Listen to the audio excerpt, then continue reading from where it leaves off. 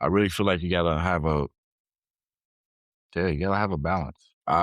If you find yourself in a situation where you can no longer live like you want, but you still have to work, because if you stop at any given point, then you put yourself in an even more deeper and higher chance of not being able to live.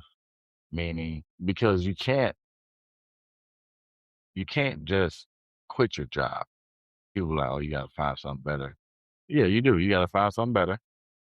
And then this is the reality of it, because people think like, oh well, if you're not making enough money to live, and you're trying to change that situation, and then you want to go from living to work to working to live, then you got to find a higher paying job or get a promotion. All right, well, let's look at those options. You got the higher paying job option.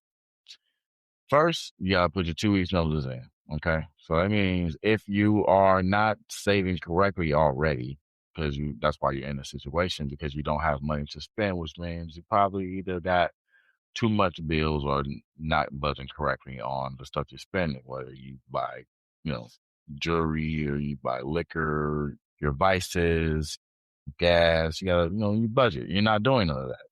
So you put your 2 weeks notice in, who no longer have this job.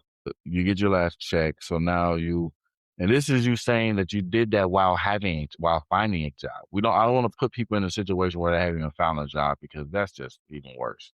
But you found the job. You got the job. You start on Monday. You put your 2 weeks in, because you can't give yourself a break. So ain't no a week break to where you get to enjoy a week off before you start your new job. No, you got to get right to it. New job. Here it is. Monday. Start Monday.